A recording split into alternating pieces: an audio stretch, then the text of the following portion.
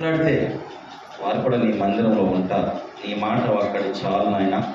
మీరు మాట్లాడతారని, మీరే మాట్లాడి నీ ప్రజల్ని మీ సన్నిధికి తీసుకొస్తారని, మీ సన్నిధికి వచ్చిన బిడ్డలను మాట్లాడి గ్రహించి ఇక నుండైనా ఈ సన్నిధిలో నిలబడి సాక్షులైన భాగ్యము మీ బిడ్డలకి ప్రసాదించమని, మీరు మహిమ పొందమని యేసు నామములో ప్రార్థిస్తున్నాము తండ్రి.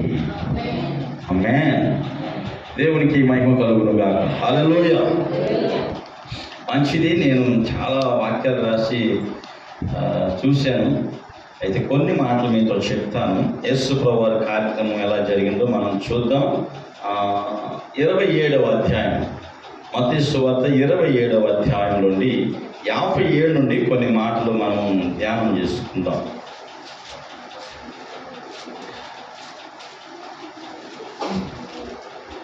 మీరు త్వరగా చదవండి. యేసు శిష్యుడుగాను అరిమత్తయి యోసేపు అని ఒక ధనవంతుడు ఉండేది. చదువు బాబు మైకి చదువు.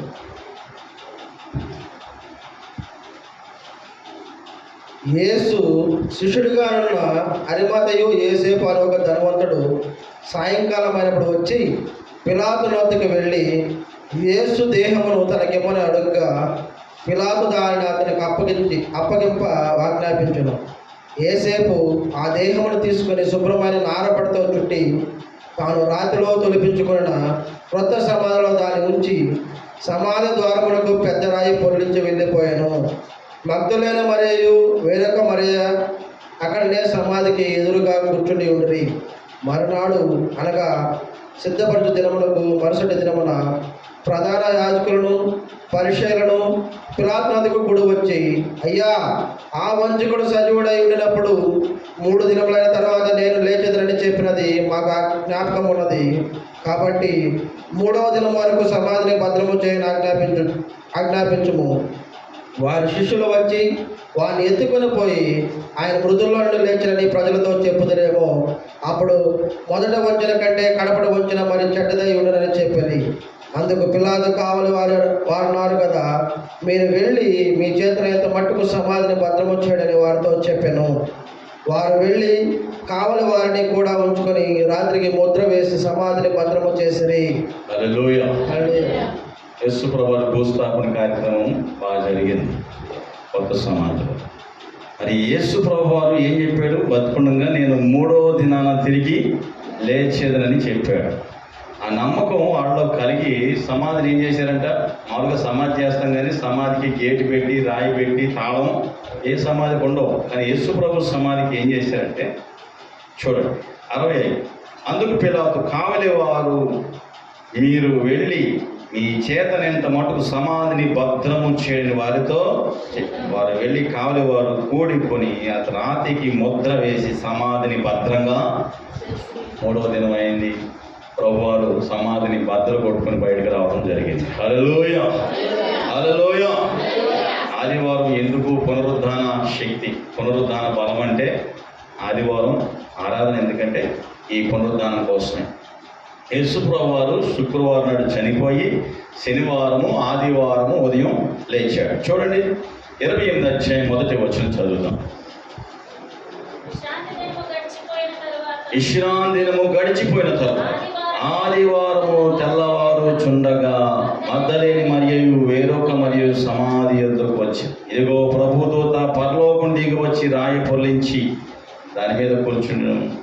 అప్పుడు మహాభూకంపము కలిగాను. ఆ దూత స్వరూపం మెరుపువలె ఉండిన అతనికి వస్త్రము హిమము తెల్లగా ఉండిన అతడు భయపడి వలన కావలి వారు వణికించు చచ్చిన వారి వలె.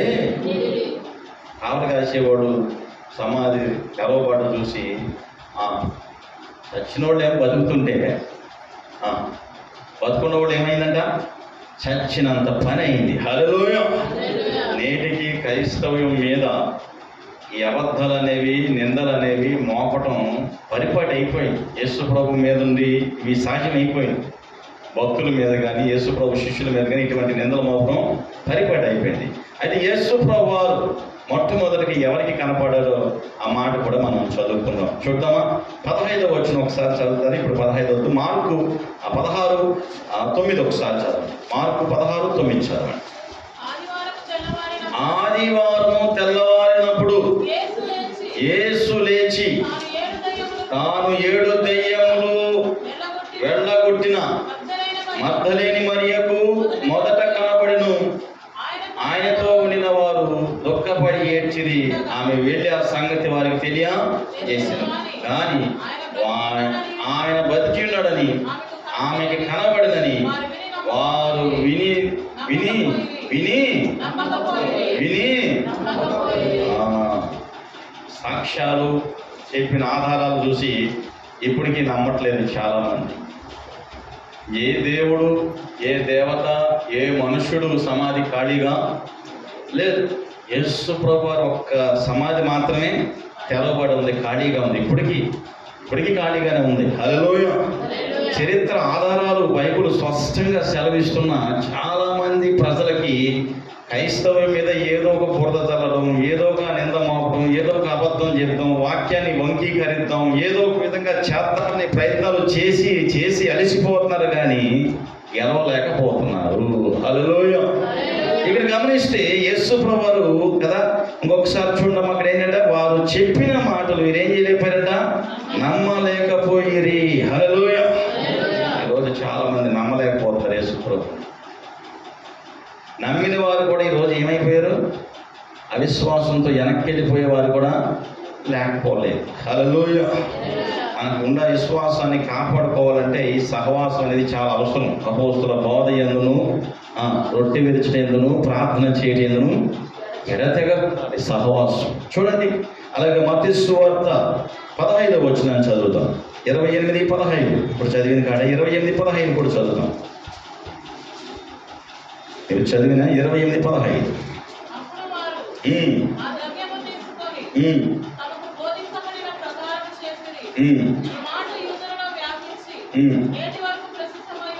ఒకసారి 12 కూడా చదువుమా. కాబట్టి వారు పెద్దలతో కూడి వచ్చిన ఆలోచన చేసి సైనికులను చాలా ద్రవమిచ్చి మేము నిద్రించుచుండగా అతని శిష్యులు రాత్రి వేళ వచ్చి అతని ఎత్తుకొని పోయిరని చెప్పుడి. అది అధిపతుల చెవిని పడిని ఎడల మేము అతని సమ్మతి పరిచి ఇంకేమీ తొందర కలగకుండా చేతుమని చెప్పి అప్పుడు వారు ఆ ద్రవం తీసుకొని తనకు బోధించిన ప్రకారముగా ఆ మాట ప్రకారం యూదుల్లో వ్యాప్తి అయింది. యేసు ప్రభువారు పరలోకంలో దూత రావటం, సమాధి తెరవటం, ఆడు భయపడి వెళ్ళి డబ్బులు తీసుకొని అబద్ధ సాక్ష్యాలు చెప్పేవాళ్ళు నాటికి నేటికి ఎప్పటికీ క్రైస్తవుల మీద నిందలేసేవాడు ఉంటారు అన్నదానికి ఈ వాక్యం నిలవచ్చు. హల్లెలూయా. నిందలకి భయపడో, అవమానాలకు భయపడో, ఆటంకాలకు భయపడో, దేనికి భయపడో మనం ఏమీ చేయలేము. సాతానికి ఉన్న ఒకే ఒక గురి అని తెలుసా, మన మీద నింద మోపడం. నిజాన్ని పట్టుకొని అవ్వ దగ్గరికి వెళ్ళి ఇది నిజమా అంది అంటే ప్రూవ్ చేసుకోవాలనుకుంది. అవ్వ ఏమైంది, నిజాన్ని ఏం ప్రూవ్ చేసుకుంటుంది? మనం ప్రూవ్ చేసుకోవాల్సిన అవసరం ఏమీ లేదు, నిరూపించుకోవాల్సిన అవసరం ఏమీ లేదు. మనం నమ్మిన దేవుడు గొప్పోడు అంతే. హల్లెలూయా. ఆధారాలు కావాలంటే తీసుకెళ్ళటమే యెరూషలేము యాత్రకి. గమనించండి దేవుడు బిడ్డ. మరొక 2 మాటలు చదువుకుందాం. చూడండి, లూకా సువార్త 24:36 నుండి కొన్ని మాటలు. 24:36 నుండి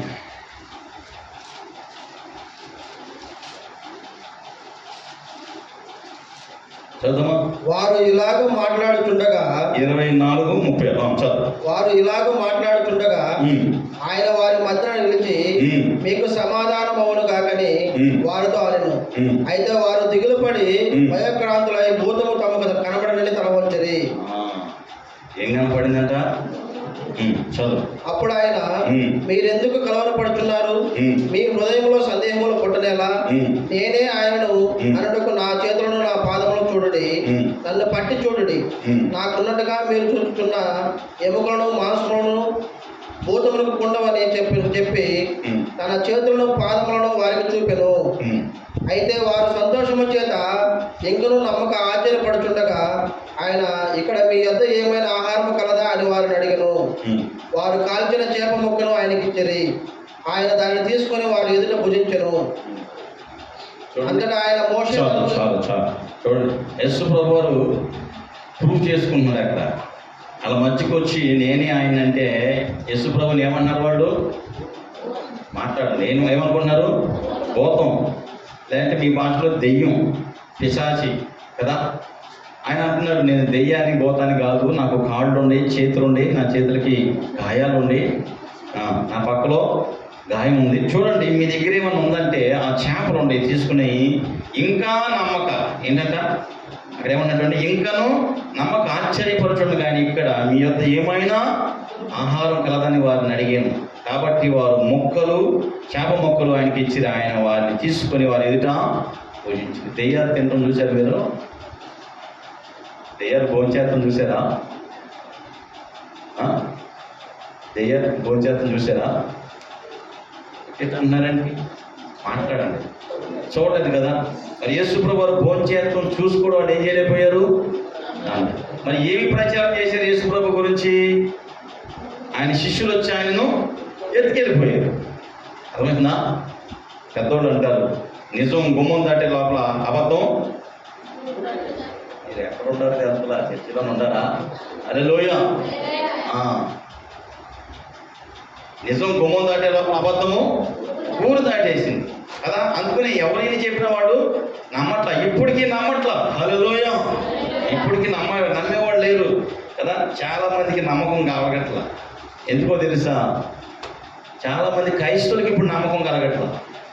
చాలామంది క్రైస్తవులు అవిశ్వాసులు చాలామంది ఉన్నారు. నామకార్థంగా చాలామంది ఉన్నారు. బైబిల్ చదివినా ప్రార్థన చేసినా జరిగితే జరగవచ్చు, లేకపోతే లేదు. ఆ నమ్మకం లేనివాడు చాలామంది బైబిల్ చదివి ప్రార్థన చేసేవాళ్ళు లేకపోలేదు క్రైస్తవ్యంలో. హల్లెలూయ. అందుకని యేసు ప్రభు ఇందాక చెప్పాడు విశ్వాస సహితమైన ప్రార్థన ఏ రోగనైనా స్వస్థ. నమ్మాలంటే మనం చర్చికి నేను వెళ్ళాను అంతకుముందు. తర్వాత ఆ చర్చిలో కొంతమంది వెళ్తూ ఉన్నారు, వాక్యం నుండి వేరే చర్చికి వెళ్తూ ఉండి మా విశ్వాసకి ఎదురైతే అన్నాడు అయ్యగారు మాట్లాడిన అన్నారు. ఒక 5 కుటుంబాలు అక్కడ ఉన్న స్థానికంగా ఉండే ఒక పాస్టర్ గారు ఏమని చేశాడంటే మీరు ప్రతి నెల ఒక 100 రూపాయలు తేవాలన్నాడంట. తెచ్చారు, ఇస్తూ ఉన్నారు. ప్రతి వారం నెలకి 400, ఒక 20 కుటుంబాలు, ఒక 8,000 వస్తున్నాయి. చక్కగా ఆయన వడ్డీకి ఇస్తున్నాడంట. ఆ డబ్బులతో ఆయనకు బాగోలేదని ప్రార్థన చేయమని అడిగారంట. ఈయన ప్రార్థన చేశాడంట. అలా తగ్గలేదంట. తగ్గపోతే ఆయన అన్నాడంట మీకు విశ్వాసం లేదు. ఏం లేదా? విశ్వాసం లేదు. మీకు విశ్వాసం ఉంటే నేను ప్రార్థన చేసినంటే తగ్గిపోతాను. ఇప్పుడు చెప్పండి, విశ్వాసం ఎవరికి ఉండాలి? చేసుకునే వాళ్ళకి ఉండాలి, చేసేవాళ్ళకి కూడా. కొన్నిసార్లు చేసే వాళ్ళకే ఉంటుంది, చేయించుకునే వాళ్ళకి ఉండదు. ఎందుకంటే వాళ్ళకి డౌట్ జరుగుద్దో, కానీ చేసేవాళ్ళకి మాత్రం ఉంటుంది. కాబట్టి చేసే మనకేముండాలి? విశ్వాసం. పద్దాక రమ్మంటున్నాను, నేను రానన్నాడంట. పద్దాక రమ్మంటున్నాను, నేను రాను.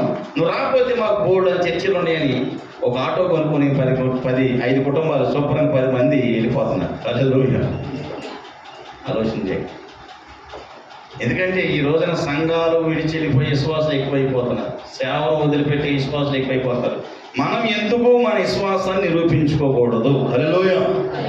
కొత్త గొప్ప చదువుకున్నాం, ప్రార్థన చేస్తాం కదా. ఈ ఊర్లో ఎవరికి బాగోపోయినా మన మధ్యలో సువార్తం ఉండేది. ఏం చేసేది?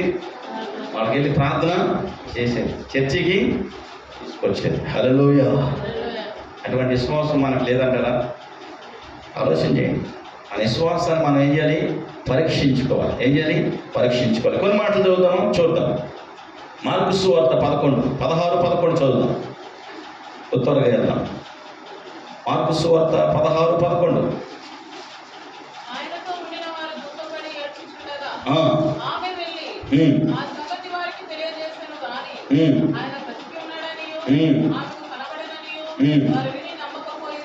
ఏం చేశారంట? ఎంతమంది చెప్పినా నమ్మట్లా. ఈరోజు నమ్మట్లేదు. కాబట్టి ఆశ్చర్యం ఏంటంటే బయట వాడు నమ్మలేదంటే ఆశ్చర్యం ఏముంది, కానీ కొద్దిగా మనం ఒక అడుగు ముందుకెళ్తాం. చూడండి 14 వరకు కూడా ఇదే ఉంటుంది కదా. ఓకే, చాలు. నెక్స్ట్ అపోస్తుల కార్యం 28:14 కూడా చూడండి. అపోస్తుల కార్యం 28:14. అపోస్తుల కార్యం 28:14.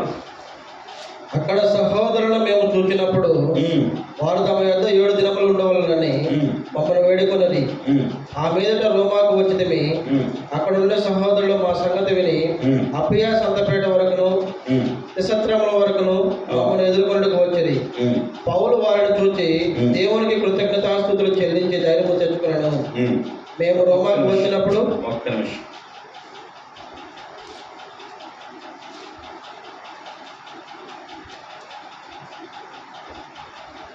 రెండు చూడండి.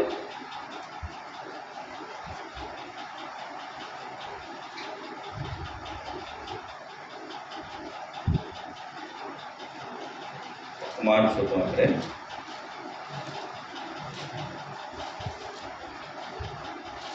24 చూడండి. 24. అతడు చెప్పిన సంగతులు కొందరు నమ్మిరి, కొందరు పౌలు గారు ఆయన సాక్ష్యాన్ని అక్కడ చేసిన అద్భుతాల గురించి చెప్పినప్పుడంట ఎంతమంది నమ్మారు? కొందరు నమ్మలేదు. ఇప్పుడు మనం ఏ లిస్టులో ఉన్నాం? కొందరు నమ్మిరి, కొంతమంది నమ్మలేకపోయారు. నమ్మే లిస్టులో ఉన్నావా? నమ్మలేక ఉన్నావా? నమ్మే లిస్టులో ఉన్నాం. హల్లెలూయా చెప్పండి. హల్లెలూయా, హల్లెలూయా, హల్లెలూయా. 2 తిమోతి 2:13. ఒక చాటుకి ఆగిపోదాం, టైం అవుతుంది కనుక. 2 తిమోతి 2:13.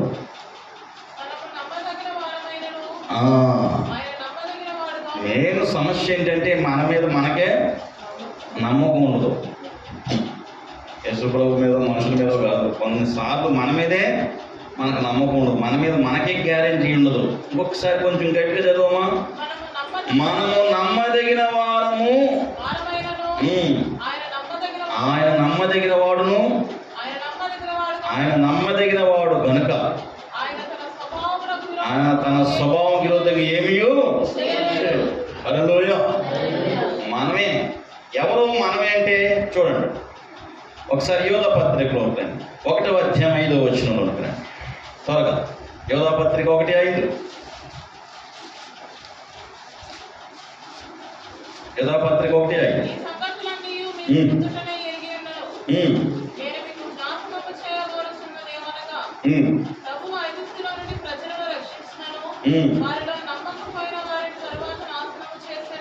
ఏంటంట? నమ్మకపోతే ఏమొస్తుందంట? చాలా మంది క్రైస్తవులు దేవుని నమ్మామనే భ్రమలో ఏమైపోతున్నారు? ఇక్కడ ఏముందమ్మా చెప్పండి. నాశనం అయిపోవటం అంటే, క్షీణించిపోవటం అంటే, పాడైపోవడం అంటే, చెడిపోవటం అంటే, కుళ్ళిపోవటం అంటే, పనికిరాకపోవటం అంటే. చాలా మంది అంటారు నమ్మకపోతే ఏమైందంటే నాశనం అయిపోతావు. అంతేనా? తెచ్చి మాంసం కూర తెచ్చి వండపోతే ఏమైపోద్ది? కుళ్ళిపోద్ది. అంటే నమ్మకపోతే ఏమైపోతాం? మనం కుళ్ళిపోతాం, నాశనం అయిపోతాం, పాడైపోతాం. చాలా మంది క్రైస్తవులు నేను దేవుడిని నమ్మానండి, ఆయన నాకేమీ చేయలేదు. మరి నువ్వేం చేసావండి? నువ్వు కూడా ఏం చేయలేదు. నమ్మాలి. నమ్మకపోతే ఏ కార్యము జరగదు. హల్లెలూయా. నమ్మకపోతే నాశనం అయితే జరుగుద్ది. ఓకే, ఇంకొక మాట చదువుకుందాం చూడండి. యోహాను సువార్త 20వ అధ్యాయం. ఇక్కడ ఆగుదాం కొద్దిసేపు. మనందరికి మించిన గురువు ఇక్కడ ఉంటాడు. ఈయన చూశాడు, చేశాడు, అన్నీ చేస్తాడు ఈయన కదా. చెడపక్కన చెడేవాడిని అందరినీ జడగొట్టే బ్యాచ్ ఈ బ్యాచ్. ప్రతి సంఘంలో ఉండొచ్చు, ఉండకపోవచ్చు. చూద్దామా? 20వ అధ్యాయం యోహాను సువార్త. ఎక్కడికి వెళ్ళి ఇక్కడ రాకపోతే ముగింపు రాదనమాట. అర్థమైందా? మహానుభావుడు ఈయన. హల్లెలూయా. చదువుదామా? 20 24. యేసు వచ్చినప్పుడు ఎవరెంత? 12 మందిలో ఒకడు. హల్లెలూయ. దిదుమనబడిన తోమ లేకపోయా.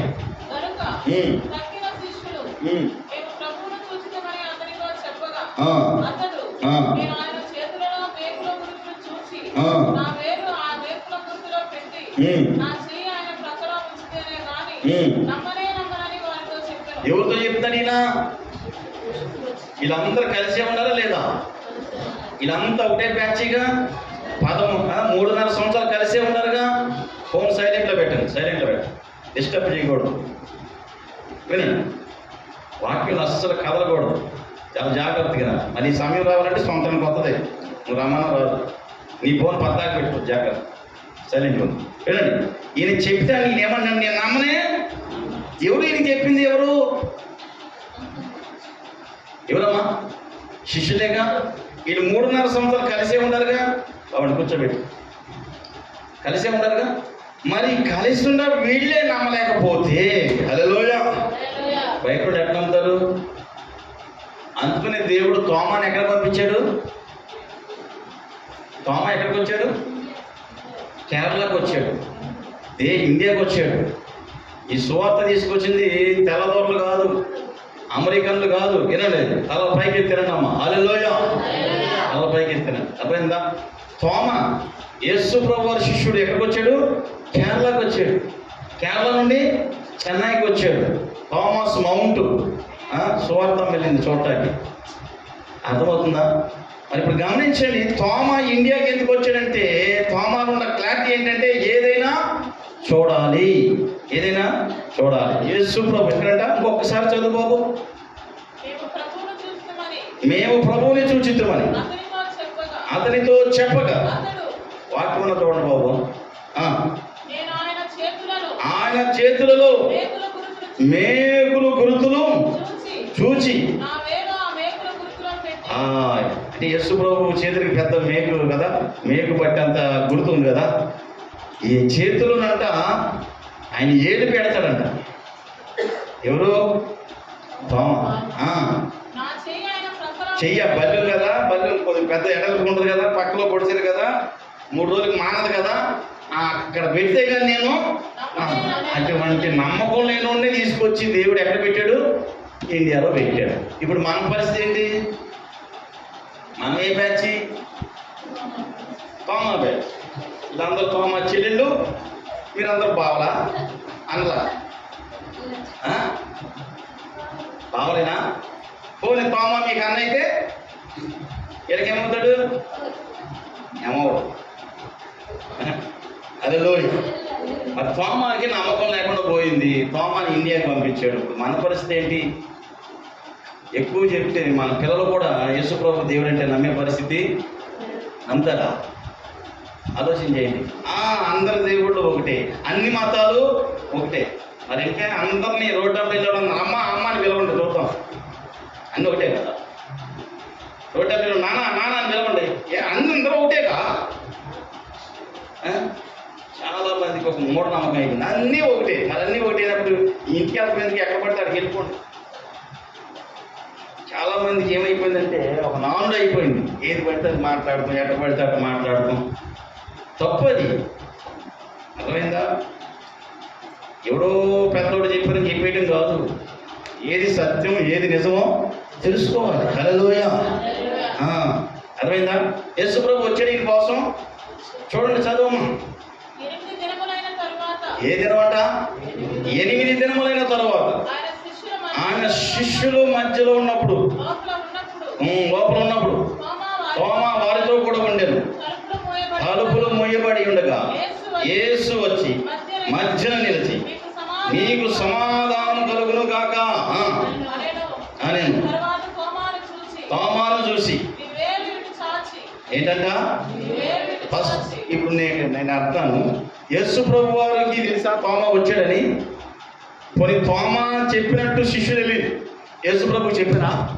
మరి యేసు ప్రభుకి ఎక్కడ తెలిసింది? ఎవరు చెప్పారు? ఫోన్ చేశారా? ఫోన్ చేసి ఉంటాడా శిష్యులు? ఏంటేదా? మా మేరీ కొలిచుండ బాగుంది చేసి ఉంటాడు. హల్లెలూయా. చేయలా, చెప్పలా, ఎడ తెలిసింది? ప్రభు అంటాడు, మీరు హృదయ రహస్యం ఎదిగిన మన దేవుడు. హల్లెలూయా. చదవండి. నీ వేలిని చాచి నా చేతిలో చూడుము, నీ చేయి చాచి నా పక్కలో ఉంచి. ఏంటంట? ఏంటంట? ఏంటంట? ఏ విశ్వాసి? ఏ విశ్వాసి? 3.5 సంవత్సరాలు యేసు ప్రభుతో కూర్చొని తిని, చనిపోయిన లాజరు బ్రతకడం చూసి, చనిపోయిన యాయిరు కుమార్తె బ్రతకడం చూసి, చనిపోయిన యవనస్తుని చూసి, కుష్టు రోగిని చూసి, గుడ్డోడిని చూసి, మోగోడిని చూసి, చెవిటోడిని చూసి, 38 సంవత్సరాలు స్వస్థత పొందిన చూసి ఏమొచ్చింది ఆయనలో? అమ్మా, మనలో ఏమవుతుంది ఇప్పుడు? నమ్మకం వస్తుందంటారా? మనలో కూడా ఏమవుతుంది? అప్పుడప్పుడు వచ్చిపోతుందా? ఏంటి? చర్చికి వస్తే మనం ఎట్లుంటాం? విశ్వాసమే. మరి బయటికి వెళ్తే ఎక్కడ సరిపోతుంది మన విశ్వాసం? చూడండి అక్కడ, అవిశ్వాసివి కాక విశ్వాసివై ఉండుము, అందుకు తోమా ఆయనతో. అబ్బా, స్టైల్ మారిపోయింది, యేసు వాయిస్ తగ్గిపోయింది కదా. నుంచున్నవాడు కూర్చున్నాడు మోకాళ్ళు ఇచ్చి స్టైల్ మారిపోయింది కదా. మందిరానికి వస్తే మనం కూడా ప్రభా ఎక్కడున్నా నేను వచ్చేసాను, ఆ టైం అయిపోతుంది కదా. స్టైల్ ఏమన్నాడు? నా ప్రభువా నా దేవా అని. యేసు ఏంటంట? ఇప్పుడు చూపించిన నమ్మేవాడు లేరు. కొండాగుంటలో జనవరి 1కి నా దేవుడు రాలేదనుకుంటా, వచ్చినా ఒకటి తీసుకొచ్చి పడుకోబెట్టేశారు, చుట్టేసి పోస్ట్ మార్టం చేసేసారు ఏమనుకున్నాను నేను. 21 రోజు అయిందంట భోజనం చేసి. నాకు అప్పుడే ఇక్కడ నైట్ ఆకలి, పగల అన్నం లేదు. నైట్ మాది అక్కడికి వెళ్ళాం కదా, ఇట్టాగే వెళ్తే పాలుగా పడుకోబెట్టారు చర్చిలు. ఈడే ఉండరా, చర్చిలో ఇక్కడ పెట్టారన్న. నాకు అసలుకే టైం అయిపోయింది. ఒక విశ్వాసం చెరులో పెట్టారు, ఒక ఆయన బండి రేజ్ చేస్తున్నాడు, చీకటే. అట్టాకి తీసుకెళ్ళి అట్టాకి చెరులో ముంచేసి గుర్తకాడతో నేను వచ్చేసాను. ఇంకేం చేసేది, కడుక్కుంటే టైం లేదు. ఈ తీరు చూస్తే గుమ్మంలో ఉన్నాడు. చర్చి కదా, ఇందులో స్థాకం ఉంటుందేమో.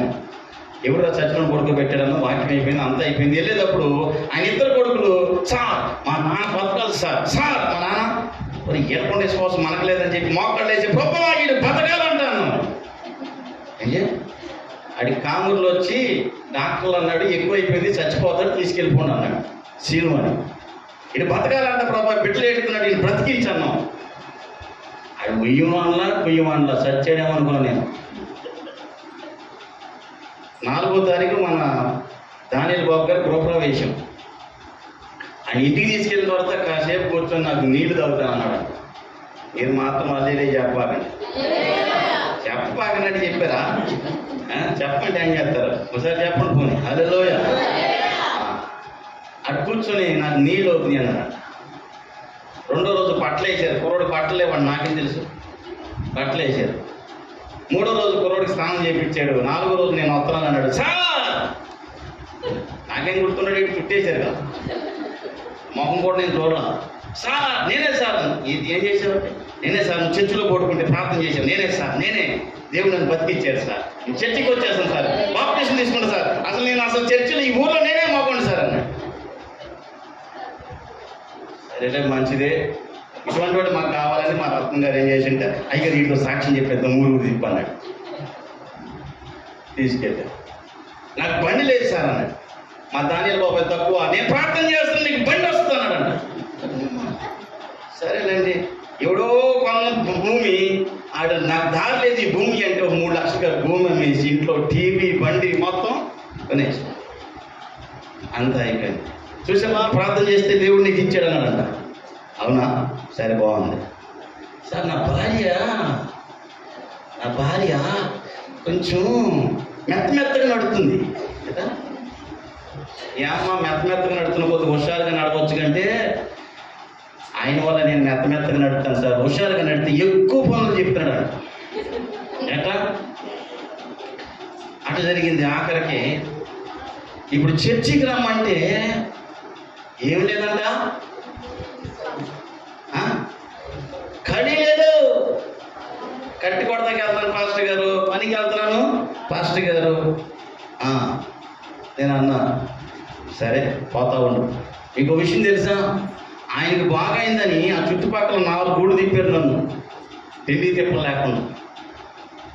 ఎవడెవడికి బాగున్న అందరం తీసుకొస్తాం, చర్చిలో పడుకోబెడతాం, ఆడికి గాయత్రి నొప్పు తీస్తాం, ప్రార్థన చేస్తాం, వాడు బాగా ఆడతాం, వాడి ఇంటికి వెళ్తాం. హల్లెలూయా. ఇట్టాగే ప్రతి ఊరు తిప్పడమే. అర్థమైందా? నేను గమనించాడు దేవుడు పెట్టారు. స్వస్థతో, అద్భుతము, ఆశ్చర్యము, ఆరోగ్యం ఏదోటి అలాగే దేవుడు జరిగిస్తున్నాడు. హల్లెలూయా. రెండు సంఘ పెద్దలు నాకంటే ముందు ప్రమాణం చేస్తాడు, ఇది జరిగిపోద్ది అంతే మా పాస్టర్ చేస్తారు అన్నాడు. నాకు కూడా చెప్పలేదు అక్కడ జరిగిన సిచ్యువేషను. ఇది చెప్పేసిన తర్వాత నాతో చెప్తారు, ఒరే మీరు ఎక్కడ చెప్తారంటే అంతే, ఇది అయిపోవాలంతే. మరి మనోళ్ళు నువ్వు ఎక్కడ ఉంటే నాయన, ఎక్కడ ఉంటాను నాయన, నీ మతం వేరు నా మతం వేరు. హల్లెలూయా. ఎవరైనా ఫోన్ కూడా దొరక మనోడు. దేవుడికి స్తోత్రం. దేవుడు కూడా వీళ్ళతో కూడా మాట్లాడతాడు, వీళ్ళకి కూడా ఒక అవకాశం ఇస్తాడు. ఏమి ఈరు కదా. దయచేసి ఇంకా టైం ఉందనబాకండి. ఆయన రాలేదు కదా. ఒక ఆయనకి అన్న బాప్టిజం తీసుకొచ్చండి, అయ్యో బోళ్ళంత టైం ఉంది. ఎప్పుడు తీసుకుంటే ఒక 90 సంవత్సరాలు తీసుకుంటారు పాస్టర్. ఎప్పుడంట మరి చచ్చిపోతే ఈ లోపల ఎట్టా కానీ చచ్చిపోతే అంటే అవునా చచ్చిపోతాం మధ్యలో, మరి చచ్చిపోతారు కదా. 90 సంవత్సరాలు తీసుకుంటాడంట బాప్టిజం. ఏం చేయను, పాడు జాపేసేసి ఏం చేస్తాను అసలు ఆ టైంలో నాకు అర్థం కాదు. చెప్పే బాప్టిజం తీసుకో, ఇంకొన్ని మానేసేయి. నేను అన్న చచ్చేదాకా మానవు, నేను చెప్తాను, నేను గ్యారెంటీ ఇస్తా. కొన్ని మానేసి అయితే ఏటి ఎప్పుడు వేస్తాం, ఏటేసి ఏం చేస్తాం, తాళం వేస్తాం. ఎందుకు? కుక్కలు రాకూడదు, అంతేగా. ఈ బాప్టిజం కూడా అంతే, తాళం వేస్తేనే కుక్కలు రావు. నేను అన్నీ మానేస్తా, అన్నీ వదిలేస్తా, అన్నీ ఇడిచిపెడతాను. నువ్వు చచ్చేదాకా నేను గ్యారెంటీ ఇస్తాను, నువ్వు మారవు. ఏదైనా బాప్టిజం తీసుకుంటే, నువ్వు పల్లారాధన తీసుకుంటే భయంతో అన్నా కొన్ని ఎవరు చెప్పారమ్మా, ఏం చెప్పారు. హల్లెలూయా. ఈ తిరుపతిలో విలువారి చర్చిలో ఫస్ట్ బాప్టిజం తీసుకుంది ఆమె. ఆ పక్కన ఇద్దరు తీసుకుంది, ఎవరు లేరు. ఈరుడు సూర్యుడు, మేము 20 మంది తీసుకొస్తాం, 30 మంది తీసుకొస్తాం, సాయంత్రం బాప్టిజానికి ఎవడు లేడు. మళ్ళీ నేనే పరిగెత్తుకుంటా ఇవన్నీ తీసుకుని సైకిల్ మీద అనుకుంటా, అంత దొక్క సైకిల్ ఒకటి ఉంటుంది, కిర్రు అనేది.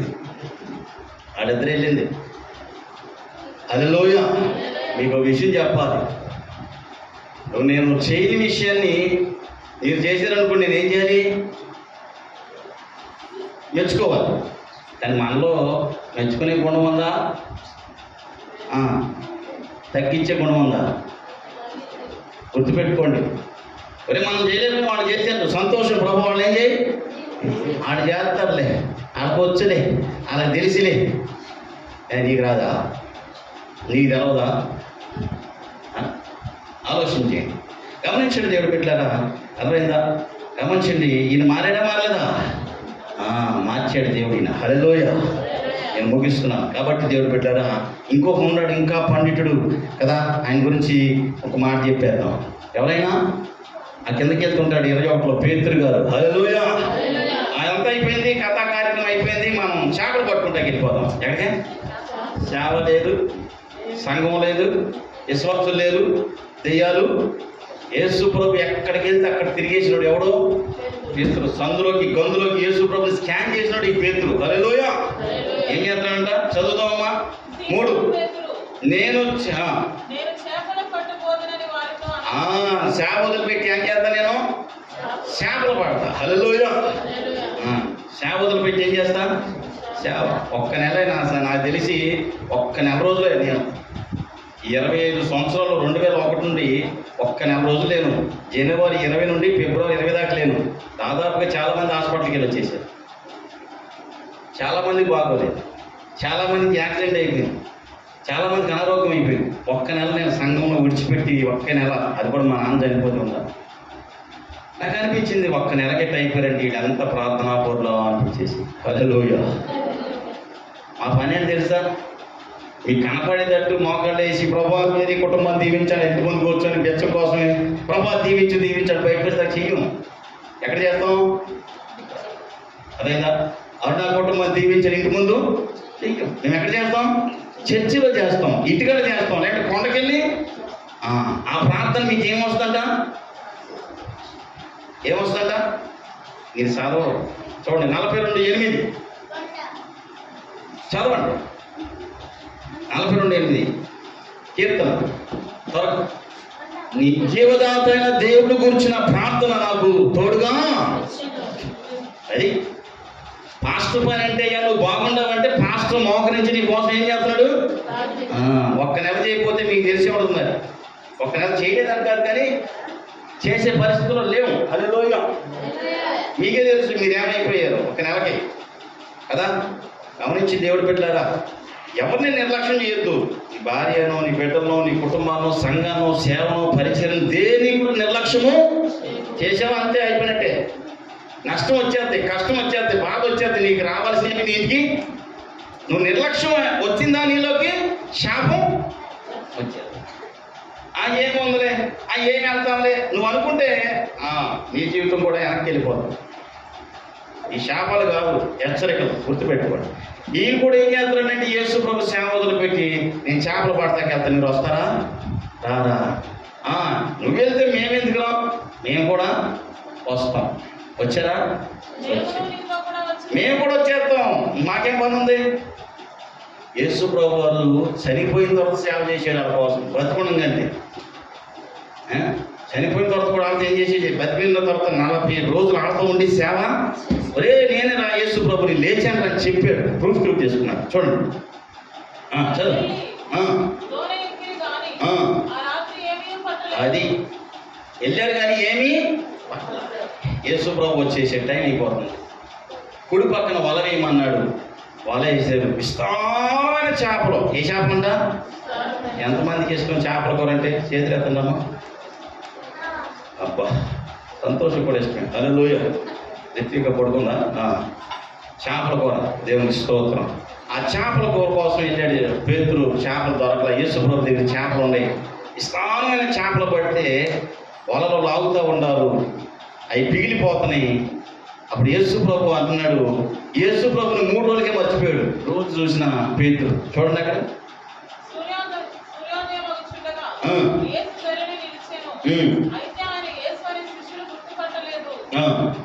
ఏం చేయలేదంట? ఒక 3 రోజులు మర్చిపోయాడు యేసు ప్రభుని. చూడండి, గుర్తుపట్టలేదు. పిల్లలారా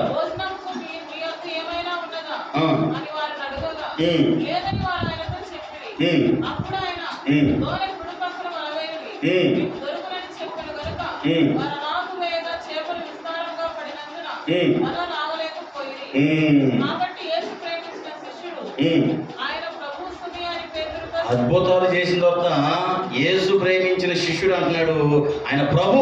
ఎవరంట? ఆయన ప్రభు. ఆయన ఎవరంట? ప్రభు.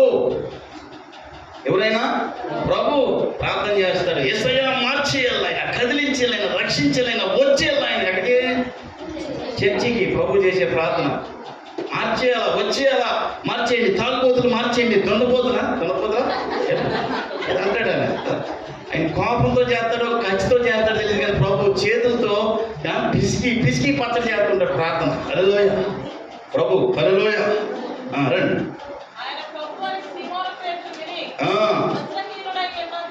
బట్టలేవంట, దూకేసాడు. 11 వచ్చును. సీమోను పేతురు ధోని ఎక్కినందున అద్దరికి లాగిరి 153 గొప్ప చేపలు. సంఘాన్ని అంతా తీసుకెళ్ళిపోయాడు పేతురు. చేపలు పడతాయి, సేవ చేయటం మానేసి. ముందే చెప్పాడు, ప్రభా నీకోసమే చచ్చిపోతాను, నీకోసమే చచ్చిపోతాను అనుకోడు. అనుకుని యేసు ప్రభు ఏం అడగల, చిన్న లాజిక్ అడిగాడు. ఈరోజు కూడా దేవుడు మీతో నన్ను అడగమనేది అదే. ఏమన్నాడు? 3 సార్లు అడిగేసి మనం ముగించేద్దాం. చూడండి, ఎక్కడికి వద్దాం? 12. చేపలు విస్తారంగా పడినందున వల లాగలేక అయిపోయింది. 1 యేసు. 13.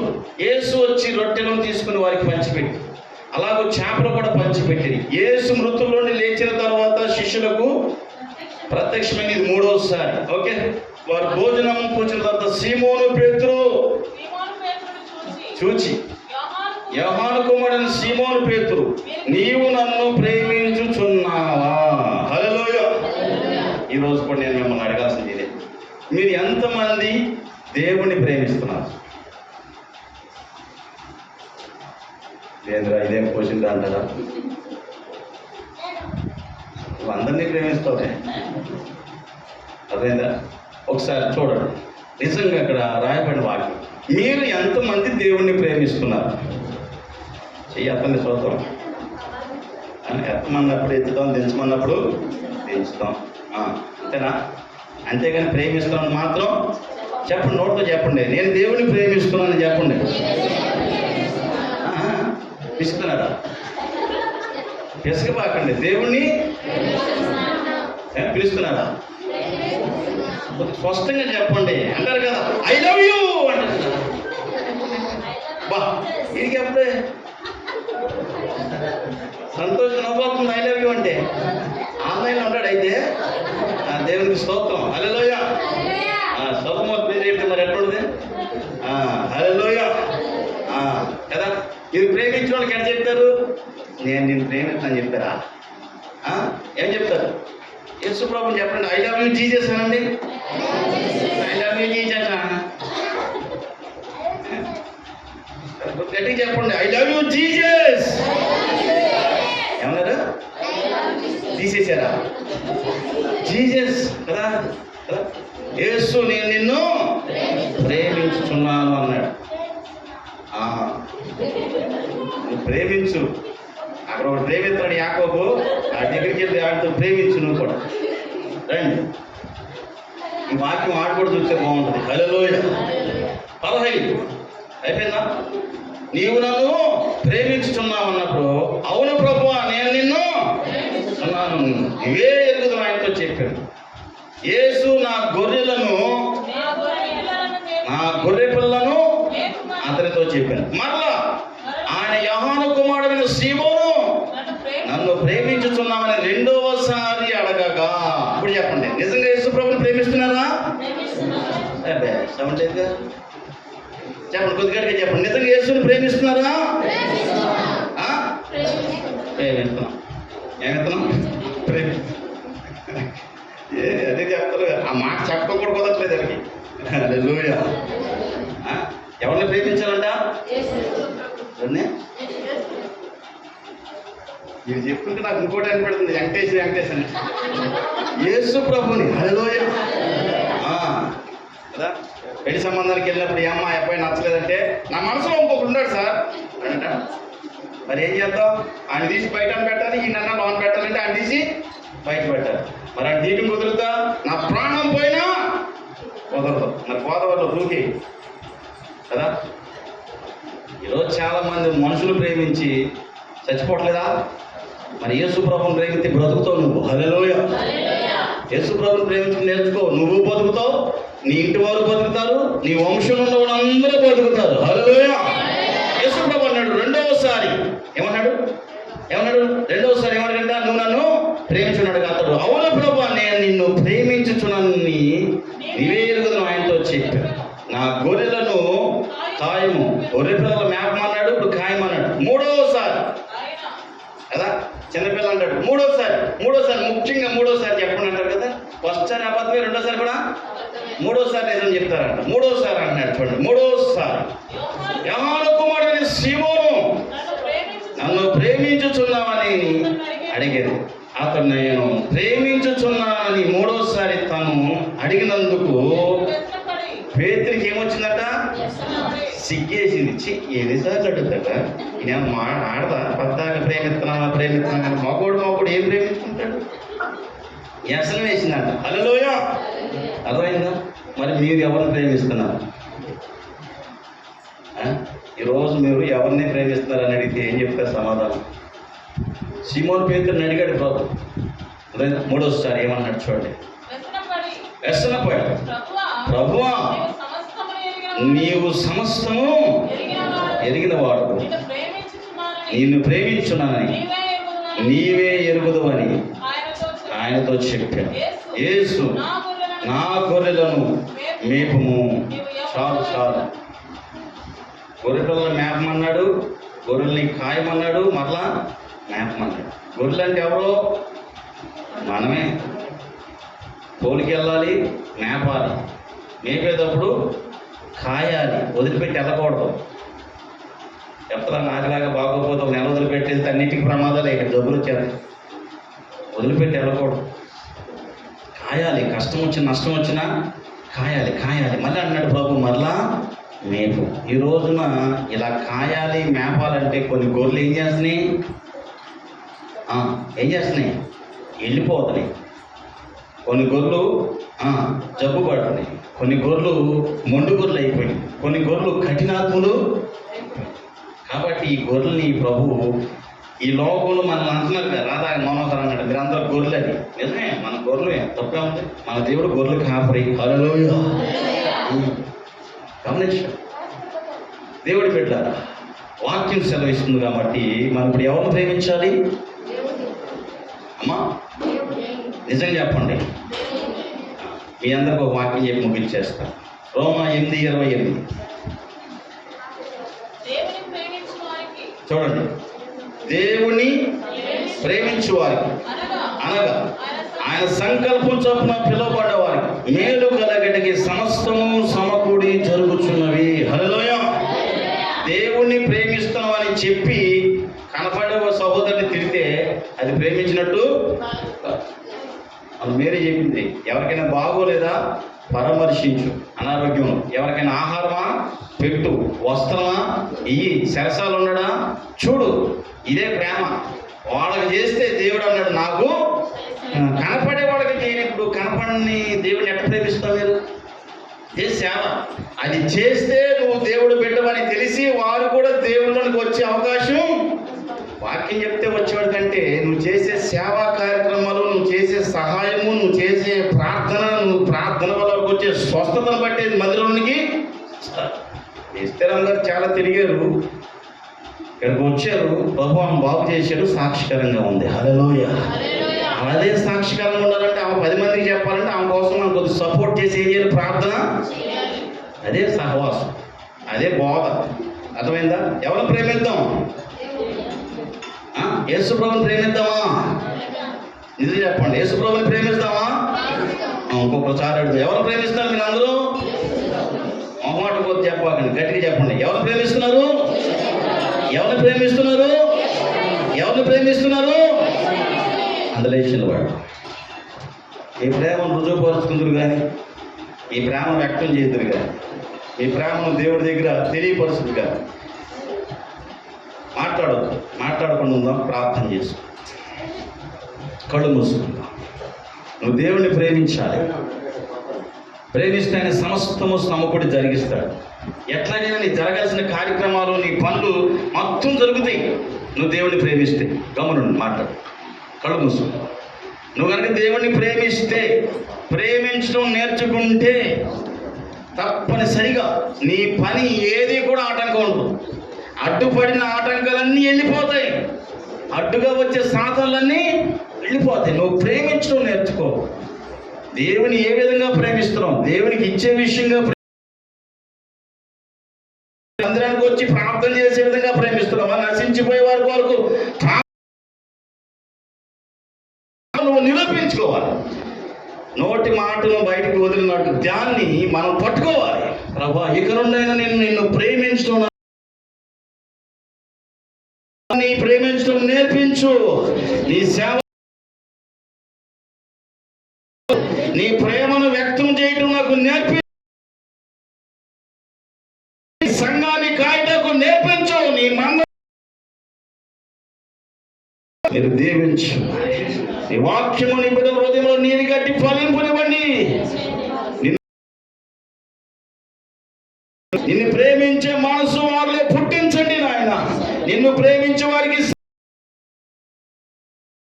స్తోత్రం. కొన్ని కుటుంబాలు నిన్ను ప్రేమించిన చేత సమస్తము జరిగిస్తున్నందుకు స్తోత్రం. కొంతమంది ప్రేమించలేని స్థితిలో పుట్టునుగాక. ప్రేమించే మనసు వారిలో పుట్టించండి నాయన. కృతజ్ఞత నుండి తీసివేయండి నాయన. విశ్వాసం వారిలో కలిగించండి నాయన.